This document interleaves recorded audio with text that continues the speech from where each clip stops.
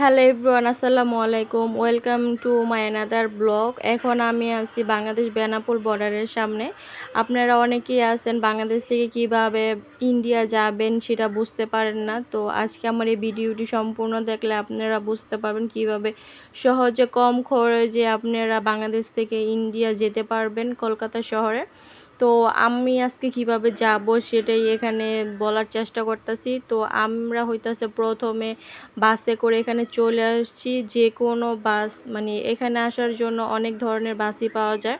তো যে কোনো বাসই এখানে চলে আসবেন। 820 টাকা করে ভাড়া নিচ্ছে আমাদের ঢাকা সায়দাবাড়ি থেকে। তো ওখান থেকে অনেক বাসই আসে এখানে। তো আপনারা আপনাদের পছন্দ মতো বাসে করে চলে আসবেন এখানে।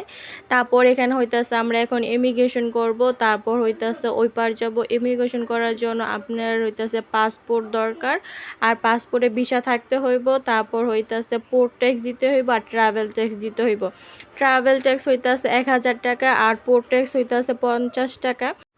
ট্রাভেল ট্যাক্স আর পোর্ট ট্যাক্সটা অনলাইনেই কাটা যায়। আমরা অনলাইনে কেটে আসছি। আর আপনি যদি অনলাইনে কেটে না আসেন তাহলে কোনো সমস্যা নেই। এখানে এসে আপনি ট্রাভেল ট্যাক্স আর পোর্ট ট্যাক্সটা হইতাছে কেটে নেবেন। তারপর হইতাছে ইমিগ্রেশনের ভিতরে প্রবেশ করবেন। তারপর হইতাছে ইমিগ্রেশন শেষ করে এখন হইতাছে আমরা ইন্ডিয়ার বর্ডারে চলে আসলাম, কলকাতার বর্ডারে। এটা হইতাছে পেট্রোপোল বর্ডার।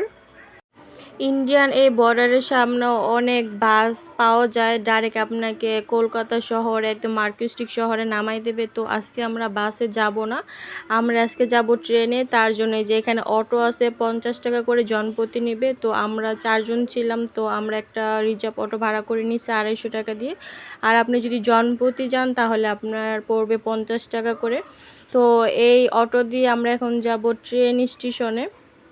তারপর ট্রেনটা হইতেছে আমরা কলকাতা যাব।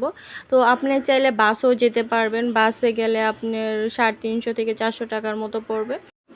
তো এখন অটোতে করে আমরা যাচ্ছি বনগাঁ ট্রেন স্টেশনে, মানে ট্রেন স্টেশনটার নাম হইতেছে বনগাঁ। তো আমরা বনগাঁ থেকে তারপর হইতেছে শিয়ালদা ট্রেন স্টেশনে যাব। তো আমরা হইতেছে অটো দিয়ে এখন যাচ্ছি বনগাঁ স্টেশনে। আর যেতে যেতে রাস্তার ভিউ অনেক উপভোগ করতেছি। এই সাইডটা অনেক সুন্দর, ইন্ডিয়ান বর্ডারের এই সাইডটা। আর এখানকার ঘরবাড়িগুলো খুব কিউট কিউট। তারপরে দেখতে দেখতে আমরা বনগাঁ ট্রেন স্টেশনে চলে আসছি। আর এই যে ওইটা হইতাছে আমাদের ট্রেন। আর ট্রেন ভাড়া হইতাছে জনপ্রতি 20 টাকা করে, মানে একজনের জন্য 20 টাকা ভাড়া বনগাঁ থেকে শিয়ালদা যাওয়ার জন্য। তো আমরা টিকিট কেটে নিছি, এখন হইতাছে আমরা ট্রেনে উঠবো। তো এই যে আমাদের ট্রেন দাঁড়ায় আছে। আর এখান থেকে কিন্তু 1-1.5 ঘন্টা পর পরই ট্রেন যায়। তো ট্রেন যে মিস হয়ে যাব ওটা নিয়ে টেনশন করার কোনোই কারণ নেই। তো আমরা হইতাছে এখন ট্রেনের ভিতরে প্রবেশ করতেছি। এখন আমরা চলে আসছি শিয়ালদা স্টেশনে। এখান থেকে আমরা মার্কেস্টিক শহরে যাব, মানে কলকাতার মেন শহরে যাব।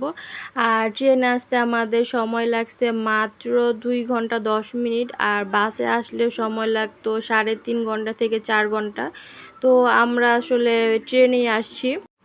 আর এখান থেকে হইতাছে আমরা এখন হলুদ ট্যাক্সি নেব। হলুদ ট্যাক্সি নিয়ে আমরা এখন মার্কেস্টিকে যাব। আর হলুদ ট্যাক্সির ভাড়া পড়বে 100 রুপি থেকে 120 রুপি। তো আমরা হইতাছে এখন একটা ট্যাক্সি দেখতাছি। তারপর এখন আমরা চলে আসলাম মার্কেস্টিক শহরে। ট্যাক্সি দিয়ে আপনি ডাইরেক্ট এখানে চলে আসতে পারবেন। আর এখানে কিন্তু থাকার জন্য অনেক গেস্ট হাউস আছে। তারপর হইতাছে টাকা ভাঙানোর জন্য অনেক দোকান আছে, মানে ডলার ভাঙানোর জন্য। তো আপনারা এখানে আসলে অনেক গেস্ট হাউস পেয়ে যাবেন, খাবারের হোটেল পেয়ে যাবেন। তারপর হইতাছে টাকা ভাঙানোর জন্য অনেক দোকানও পেয়ে যাবেন, কোনো সমস্যা নেই। তো আমরা আসলে প্রতিবার এভাবেই আসি ট্রেনে করে। তো আপনারাও এভাবে চলে আসতে পারেন ঢাকা থেকে মার্কেস্টিক শহরে কলকাতার। আর এই ভিডিও থেকে যদি আপনার আরও কোনো ইনফরমেশন দরকার পড়ে তাহলে আমাকে মেসেজ করতে পারেন, যে কোনো ব্যাপারেই কিছু জানার থাকলে। আজকে ভিডিওটি এ পর্যন্তই। ধন্যবাদ সবাইকে ভিডিওটি দেখার জন্য। আল্লাহ হাফেজ।